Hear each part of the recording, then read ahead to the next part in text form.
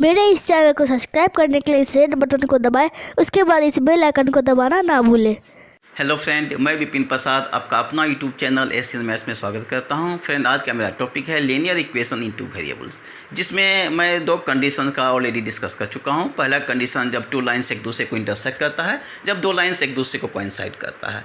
आज मैं बताऊंगा जब टू लाइन्स आपस में पैरेलल होगा। ठीक है, तो दो इक्वेशन में लिया हूँ linear equation in two variables का, a1x b1y plus c1 equal to 0, a2x plus b2y plus c2 equal to 0। Two lines are parallel, तो उसका ग्राफ किस प्रकार का होगा देख लीजिए। दोनों ग्राफ एक दूसरे के पैरेलल होगा, तो रिजल्ट क्या आएगा जब टू लाइन्स एक दूसरे का पैरेलल होता है, तो रिजल्ट क्या आएगा। इस कंडीशन में इसका कोई सलूशन नहीं होगा, क्योंकि ये दोनों लाइन एक दूसरे को इंटरसेक्ट भी नहीं कर रहा है और एक दूसरे के साथ कोइंसाइड भी नहीं कर रहा है, इसलिए इसका कोई सलूशन नहीं होगा। सो इन दिस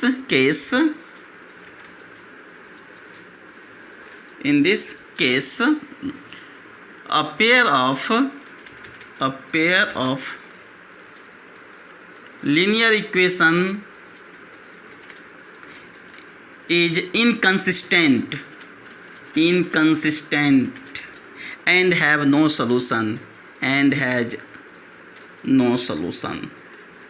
और जब पैरेलल होगा तो वह इनकंसिस्टेंट होगा, क्योंकि मैं इनकंसिस्टेंट का डेफिनेशन बता चुका हूँ कि जिसका कोई सलूशन ना हो। और सलूशन कब नहीं होगा, जब दोनों लाइन एक दूसरे के पैरेलल होगा। वही मैं लिखाया हूँ, in this case a pair of linear equation is inconsistent and has no solution, जब टू लाइन्स आपस में पैरेलल होगा।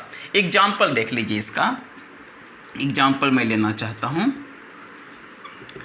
सपोज कीजिए एक x plus y equal to 1 दिया हुआ है, एंड सेकेंड इक्वेशन है 2x प्लस 2y 4 दिया हुआ है। मैं क्या करता हूँ, सबसे पहले कंपेरिजन करता हूँ कि क्या यह दोनों लाइन्स एक दूसरे के पैरेलल है या नहीं है। हम एक कंडीशन भी लिख देता हूँ। इसका कंडीशन होता है कि a1 upon a2 equal to b1 upon b2 but does not equal to c1 upon c2। ये इसका कंडीशन हो गया। नहीं तो पैरेलल कब होगा, जब a1 अपॉन a2 का वैल्यू b1 अपॉन b2 के वैल्यू के इक्वल हो, लेकिन c1 अपॉन c2 के वैल्यू के इक्वल ना हो, तो इस सिस्टम ऑफ लीनियर इक्वेशन का ग्राफ पैरेलल होगा और कोई सलूशन नहीं होगा। तो यहाँ पर देखिए दो लीनियर इक्वेशन लिया हूँ। यहाँ पर a1 इक्वल टू क्या है, x का कोफिशिएंट a1 है यानी 1 है, b1 y का कोफिशिएंट b1 यानी b1 क्या है 1 है, और c1 भी क्या है 1 है, a2 2 है, b2 भी 2 दिया हुआ है, और c2 4 है ना। अब a1 अपॉन a2 निकालता हूँ। a1 अपॉन a2, तो a1 अपॉन a2 का वैल्यू क्या आएगा 1/2 आएगा। b1 अपॉन b2 का वैल्यू भी क्या आएगा 1/2 आएगा, और c1 अपॉन c2 का वैल्यू क्या आएगा 1/4 आएगा। क्लियर है कि a1 upon a2 equal to b1 upon b2 doesn't equal to c1 upon c2। Means ये जो सिस्टम ऑफ लीनियर इक्वेशन दिया हुआ है यानी इनकंसिस्टेंट हो जाएगा, यानी इसका कोई सलूशन नहीं होगा कंडीशन के हिसाब से। अब ग्राफ इसका देखा जाए, ग्राफ मैं कैसे ड्रॉ करूँगा। ग्राफ ड्रॉ करने का तरीका इसका क्या है कि पहले y का वैल्यू इससे निकाल लीजिए। तो फर्स्ट इक्वेशन दिया हुआ है, देखिए फर्स्ट इक्वेशन क्या दिया हुआ है, x plus y equal to 1 दिया हुआ है। इससे y का वैल्यू हो जाएगा 1 माइनस एक्स आएगा ना। अब हम टेबल बना लेते हैं इसका। यहाँ पर x लिखिए, यहाँ पर y लिखिए। x का वैल्यू 0 तो y का वैल्यू 1 होगा ना। x का वैल्यू 1 तो y का वैल्यू 0 होगा, 1 रखिएगा तो y का वैल्यू क्या निकल जाएगा 0 हो जाएगा, राइट। नेक्स्ट इक्वेशन दिया हुआ है क्या 2x plus 2y equal to 4, ये दिया हुआ है। तो सेकेंड में दिया हुआ है 2x plus 2y equal to 4। हम ऐसा कर सकते हैं, 2 से दोनों साइड डिवाइड कर दीजिए तो यह आ जाएगा x plus y equal to 2 आएगा। इससे भी हम y का वैल्यू निकाल लेते हैं, तो y का वैल्यू क्या हो जाएगा 2 माइनस एक्स हो जाएगा। अब टेबल इसका देख लीजिए, इसका टेबल क्या आएगा। यहाँ पर लिखिए x, यहाँ लिखिए y। x का वैल्यू 0 तो y का वैल्यू होगा 2 होगा ना। x वैल्यू 0 रखने से y का वैल्यू 2 आ जाएगा। अब x का वैल्यू रखिए 2 x की वैल्यू 2 तो y की वैल्यू 0। अब इसका मैं ग्राफ ड्रॉ करता हूँ। यहाँ देखिए x 0 है और y 1 है ना। तो इसका कोऑर्डिनेट क्या आएगा, पॉइंट 0 1। तो 0 1 कहाँ जाएगा, y एक्सिस पर जाएगा। ग्राफ प्लॉट करना जानते हैं आप, यहाँ पर हो जाएगा 0 1, राइट। यहाँ है 1, यहाँ है 0, यानी x इसका कोऑर्डिनेट्स 1 एंड 0, यहाँ पर आएगा 1 0 आएगा ना। अब इस दोनों पॉइंट के हेल्प से हम ग्राफ ड्रॉ कर लेते हैं। ये ग्राफ ड्रॉ कर लेते हैं। एक ग्राफ हो गया इस लाइन का x plus y equal to 1 का, राइट। अब इस लाइन का ग्राफ ड्रॉ करते हैं। तो इस लाइन का ग्राफ ड्रॉ कीजिए 0 2। तो 0 2 कहाँ आएगा, x कोऑर्डिनेट 0 है, y कोऑर्डिनेट 2 है, तो यहाँ पर आएगा 0 2। ये पॉइंट हो गया 0 2। यहाँ क्या है 2 0 है, यहाँ पर आएगा 2 0। अब दोनों पॉइंट के हेल्प से अगेन आप लाइन ड्रॉ कर लीजिए। देखिए लाइन ड्रॉ हो गया नहीं। तो अब ग्राफ से क्या देखना है, दोनों लाइन पैरेलल आ रहा है ना। मान लीजिए इसको L1 मानते हैं, इसको L2 मानते हैं, तो clearly L1 parallel to L2। So friend, a pair of linear equation is inconsistent and have no solution। फिर नेक्स्ट प्रॉब्लम की ओर में देखिए। Comparing the ratio A1 upon A2, B1 upon B2, C1 upon C2। कह रहा है कि A1 upon A2, B1 upon B2, C1 upon C2 का पहले वैल्यू निकालिए, इसका रेशियो निकाल दीजिए। Find out whether the lines representing the following pair of linear equation intersect at a point are parallel और कोइंसिडेंस। कह जब A1 upon A2, B1 upon B2, C1 upon C2 निकाल लीजिएगा, तब आपको यह बताना है कि दिया हुआ सिस्टम ऑफ लीनियर इक्वेशन एक दूसरे को इंटरसेक्ट करेगा कि या पैरेलल होगा या कोइंसिडेंट करेगा, जो कि मैं सारा थ्योरी आपको बता चुका हूँ। इंटरसेक्ट तभी होगा जब condition A1 upon A2 does not equal to B1 upon B2 हो। पैरेलल तभी होगा जब A1 upon A2 equal to B1 upon B2 does not equal to C1 upon C2 हो। और कोइंसिडेंट तभी होगा जब A1 upon A2, B1 upon B2, C1 upon C2 तीनों इक्वल हो। ये सारा कंडीशन मैं डिस्कस कर चुका हूँ। अब आपको चेक करना है इसमें से कौन एक दूसरे को इंटरसेक्ट करेगा, कौन सा pair of linear equation parallel होगा, कौन सा कोइंसिडेंस होगा। तो फर्स्ट प्रॉब्लम की ओर मैं चलता हूँ। लीजिए हेयर A1 क्या दिया हुआ है 5, B1 क्या है y का कोफिशिएंट यानी -4, और C1 दिया हुआ है 8 है ना। A2 है x का कोफिशिएंट 7, B2 y का कोफिशिएंट 6, और C2 कांस्टेंट टर्म यानी कांस्टेंट टर्म क्या दिया हुआ है -9। अब हम निकालेंगे A1 upon A2। A1 upon A2 का वैल्यू हो जाएगा 5/7, 5 में 7 से भाग दीजिए। B1 अपॉन B2 निकाल लीजिए तो -4 है, और नीचे में B2 के प्लेस पर 6 है ना। तो ये 2 से कैंसिल कर दीजिएगा तो आएगा -2/3। अब आपको निकालना है C1 अपॉन C2। तो C1 अपॉन C2 का वैल्यू कितना आएगा 8/-9 यानी -8/9। अब क्या देख रहे हैं इसमें, आप यही ना देख रहे हैं कि clearly here therefore A1 upon A2 does not equal to B1 upon B2, B1 upon B2 के इक्वल नहीं है। ये इसका वैल्यू 5/7 है, इसका वैल्यू -2/3 है, दोनों इक्वल नहीं है। तो C1 अपॉन C2 को आपको देखना ही नहीं है। अरे C1 अपॉन C2 तभी निकालिएगा जब A1 अपॉन A2 और B1 अपॉन B2 इक्वल हो जाएगा, तब C1 C2 निकालने की जरूरत है, अदरवाइज नो नीड। देख रहे हैं ना, इसका मतलब ये कंडीशन किसका है। So pair of system of linear equation is consistent and has unique solution. और यूनिक सोल्यूशन कब होगा, जब एक दूसरे को इंटरसेक्ट करेगा। इसलिए इस कंडीशन में a pair of linear equation intersect to each other, यानी दोनों इक्वेशन एक दूसरे को इंटरसेक्ट करेगा। इसी में क्वेश्चन दे देगा कि बताइए कि यह कंसिस्टेंट है कि इनकंसिस्टेंट है। तो क्या होगा, कंसिस्टेंट होगा और साथ साथ यूनिक सोल्यूशन होगा। यूनिक सोल्यूशन का मतलब है एक दूसरे को इंटरसेक्ट करेगा।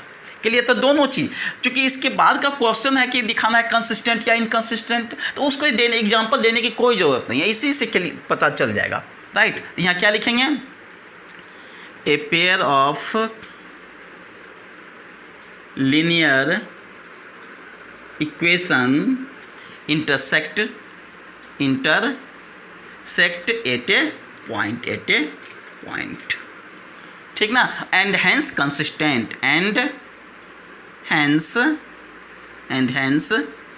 consistent consistent. अगर कहे कि कंसिस्टेंट है वो भी दिखाइए तब लिखिएगा, अगर नहीं कहे दिखाने के लिए मत दिखाइएगा, ठीक है। And hence consistent, clear. अब सेकेंड क्वेश्चन में आइए, इसमें देखिए आप, हेयर A1 क्या है यहाँ पर 9 है, B1 3 दिया हुआ है, यानी x का कोफिशिएंट A1, y का कोफिशिएंट B1 और कांस्टेंट टर्म क्या है यहाँ पर 12 है। अब A2 निकालिए, A2 का वैल्यू 18, B2 का वैल्यू 6 और C2 का वैल्यू दिया हुआ है 24। अब आप निकालेंगे A1 अपॉन A2, तो A1 का वैल्यू क्या है 9 और A2 का वैल्यू 18, कैंसिल कर दीजिएगा, तो कैंसिल करने के बाद क्या मिलेगा 1/2 मिलेगा। अब निकालिए B1 अपॉन B2, तो B1 का वैल्यू 3 है और B2 का वैल्यू 6 दिया हुआ है, 3 2 जा 6 यानी आएगा 1/2। अब निकालिए C1 अपॉन C2, तो C1 का वैल्यू 12 है और C2 का वैल्यू 24 है, ये भी कैंसिल 24 12 से, तो 1/2। अब क्या देख रहे हैं यहाँ पर clearly A1 upon A2 equal to B1 upon B2 equal to C1 upon C2, सब का वैल्यू इक्वल है। और जब तीनों का रेशियो इक्वल हो एक दूसरे से कोइंसिडेंट हो जाएगा, एक दूसरे से मिल जाएगा। और जब मिल जाएगा तो सोल्यूशन कितना होगा, इन्फिनिटली मेनी कॉमन सोल्यूशन होगा जब मिल जाएगा तो, राइट। एंड सिस्टम क्या होगा, कंसिस्टेंट होगा। एक सोल्यूशन कंसिस्टेंट में क्या बताया हूँ, जो जिसमें एक या एक से अधिक सोल्यूशन हो वह कंसिस्टेंट कहलाता है, क्लियर। तो क्या लिखेंगे, a pair of linear equation क्वांसी, a pair of linear equation have infinitely many solution, infinitely many solution देगा, यानी दैट इज या कोइंसिडेंट हो जाएगा, तभी इन्फिनिटली मेनी सोल्यूशन देगा, कोइंसिडेंट एंड हैज कंसिस्टेंट और ये कंसिस्टेंट भी हो जाएगा। इसमें मांग क्या रहा है कि पैरेलल होगा या कोइंसिडेंट होगा, तो क्या लिख दीजिएगा, so pair of linear equation coincide to each other, हो गया आंसर। या ऐसे भी लिख सकते हैं, pair of linear equation have infinitely many solution, that is coincident हो जाएगा तभी वाले इन्फिनिटली मेनी सोल्यूशन देगा। और कंसिस्टेंट कहेगा दिखाने के लिए दिखाइए, अदरवाइज कंसिस्टेंट दिखाने की जरूरत नहीं है इसमें भी।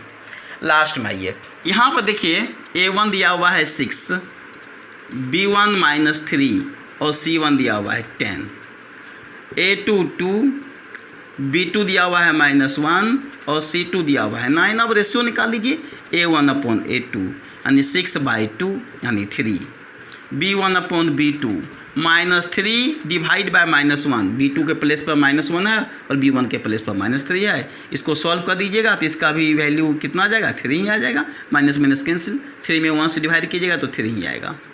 अब निकालना है C1 अपॉन C2 निकालिए, ये आ जाएगा 10/9। अब क्या देख रहे हैं, तो therefore A1 upon A2 equal to B1 upon B2 है ना, A1 अपॉन A2 का वैल्यू B1 अपॉन B2 के वैल्यू के इक्वल है, लेकिन C1 अपॉन C2 के वैल्यू के इक्वल नहीं है। सो बताइए इस कंडीशन में क्या होगा, 2 lines are parallel, so implies 2 lines are parallel या पैरेलल होगा। जब 2 लाइन्स पैरेलल होगा इसका मतलब क्या होगा, सॉल्यूशन नहीं देगा। सो ए पेयर ऑफ सिस्टम, ये भी मैं लिख देता हूँ, जैसा को एग्जाम जिसमें कहे वैसा आप लिख दीजिएगा। सो implies a pair of linear equation has no solution, कोई solution नहीं देगा, and hence inconsistent और वह इनकन्सिस्टेंट हो जाएगा और कोई सोल्यूशन नहीं देगा क्योंकि एक दूसरे के वह पैरेलल है। फिर नेक्स्ट क्वेश्चन की ओर, solve the equations x minus y plus 1 equal to 0 and 3x plus 2y minus 12 equal to 0 graphically. कभी कभी इस क्वेश्चन को इस प्रकार से भी पूछा जाता है कि आपको 2-3 इक्वेशन दे दिया जाएगा, फर्स्ट इक्वेशन का सेट दिया हुआ है, सेकंड इक्वेशन का सेट दिया हुआ है, और आपसे यह कहा जाएगा पहले चेक कीजिए यह कंसिस्टेंट है कि इनकंसिस्टेंट।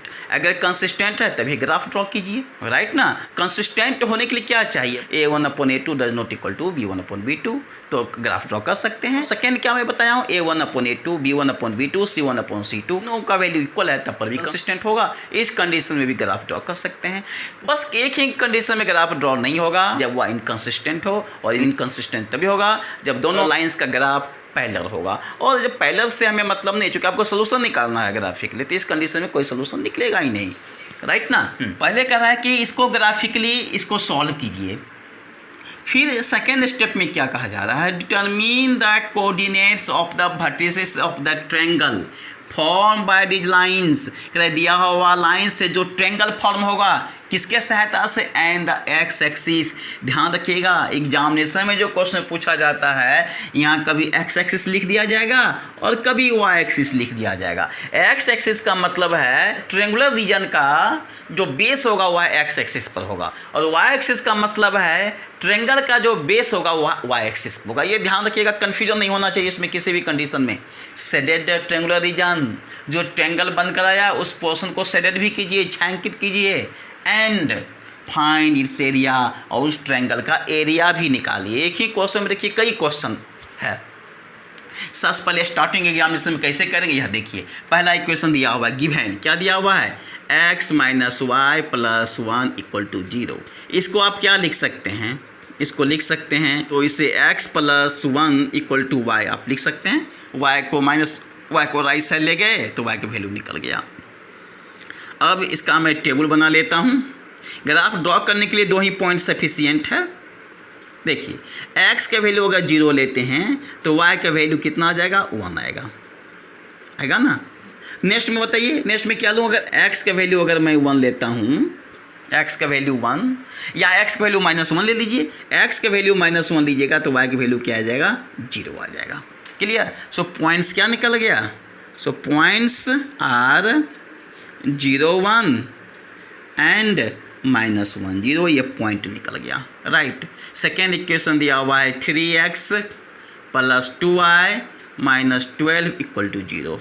इसको आप लिख सकते हैं 3x + 2y = 12 लिख सकते हैं ना, यानी 2y = 12 - 3x। 12 में 3x को माइनस कर दीजिए तो y का वैल्यू निकल जाएगा 12 - 3x/2। ये वैल्यू इसका निकल गया, राइट। अब इसका भी टेबल बना लीजिए मैं एक टेबल बना लेता हूँ इसका भी। ये लीजिए टेबल, ये x ये y। अब देखिए यहाँ पर x के वैल्यू 2 लीजिए, x के वैल्यू या 4 ले लीजिए, सबसे आसान है 0 आ जाएगा। x = 4 तो y की वैल्यू हो जाएगा 0, होगा ना। नेक्स्ट लीजिए x के वैल्यू 2 ले लीजिए, x के वैल्यू 2 तो 3 × 2 = 6, 12 में 6 चला जाएगा तो 6 आएगा, और 6 को 2 से डिवाइड कीजिएगा तो आएगा 3 आएगा। तो इस कंडीशन में पॉइंट्स क्या निकल गया, इस कंडीशन में पॉइंट्स आर 4, 0 और सेकेंड निकला 2, 3, 4, 0 एंड 2, 3, ये 2 पॉइंट्स निकल गया।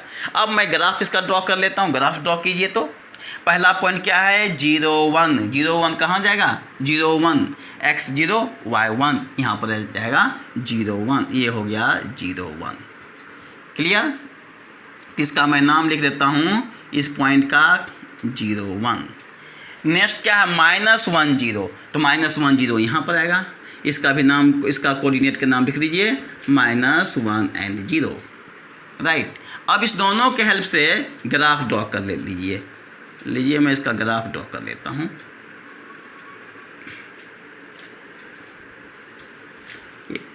अब सेकेंड, ये किसका ग्राफ हो गया, ये फर्स्ट लाइन का ग्राफ हो गया, यानी ये ग्राफ हो गया x - y + 1 = 0 का ग्राफ। अब सेकेंड इक्वेशन इसका ग्राफ ड्रॉ कीजिए। पॉइंट दिया हुआ है 4, 0 यहाँ पर आएगा, 4, 0 यहाँ पर इसका कोऑर्डिनेट लिख दीजिए 4, 0। सेकेंड क्या है 2, 3, x पर 2 और y पर 3, x पर 2 है ना, y पर 3, इसके ठीक सामने जहाँ 3 जाएगा वहाँ पर स्टॉप कर दीजिए, यहाँ पर पॉइंट आएगा। अब इस दोनों पॉइंट्स को मिला दीजिए, मिलाइए, ये पॉइंट ये इसका ग्राफ आ गया, ये इसका ग्राफ आया। देखिए ग्राफ तैयार हो गया और इसका कोऑर्डिनेट क्या होगा, x2 है y3 है, तो इसका कोऑर्डिनेट हो जाएगा 2 and 3, राइट। अब क्वेश्चन में क्या कहा जा रहा है ये भी ध्यान देने की जरूरत है। Determine the coordinates of the vertices of the triangle form by these lines and the x axis. तो देखिए कहाँ ट्रायंगल बना, इस ट्रायंगल यहाँ ए बना, ये इसको बी मान लीजिए, इसको मान लेता हूँ मैं सी। ये ट्रायंगल तैयार हो गया। यहाँ पर एक्स एक्सिस है इसलिए इसको बेस को हम लेंगे एक्स एक्सिस। ध्यान रखना है आपको एक चीज़, क्योंकि जब इसको ऊपर कीजिएगा इस लाइन भी ऊपर जाएगा ना, ऐसे ऊपर कीजिएगा तो ये भी लाइन ऊपर जाएगा। अगर यहाँ पर वाई एक्सिस कहता तो ये ट्रायंगल बनता। कौन सा ट्रायंगल बनता है, ये ट्रायंगल बनता है। चूँकि इसको और आगे बढ़ा देते, इसको भी और आगे बढ़ा देते तो वाई एक्सिस पर कहीं कहीं तो इंटरसेक्ट करता, समझ गए। तो यहाँ वाई एक्सिस होता तो ये ट्रायंगल बनता। क्योंकि एक्स एक्सिस कर रहा है तो बेस हम एक्स पर लेंगे तो यानी ये ट्रायंगल आएगा, और वाई एक्सिस आता तो बेस यहाँ आता, वाई पर आता, राइट। इसमें कोई कन्फ्यूजन शायद नहीं अब होगा। तो कह रहा है कि ट्रायंगुलर रीजन को शेडेड कीजिए, शेडेड द ट्रायंगुलर रीजन। ये ट्रायंगुलर रीजन को मैंने शेडेड कर दिया, ट्रायंगुलर रीजन को मैंने सेलेक्ट कर दिया। अब मैं जैसे जैसे क्वेश्चन में कह रहा वैसे वैसे मैं इसका आंसर में लिखूंगा। पहला solve the equation this, solve कर दिया हूँ मैं, ग्राफिकली सॉल्व कर दिया हूँ। लेकिन सॉल्व करने के बाद एक्स एंड वाई की वैल्यू निकलना चाहिए। तो एक्स एंड वाई की वैल्यू कैसे निकलेगा, तो देखिए दोनों लाइन एक दूसरे को इस पॉइंट पर इंटरसेक्ट कर रहा है तो क्या लिखेंगे, क्योंकि since two lines intersect at a point 2 3 है ना।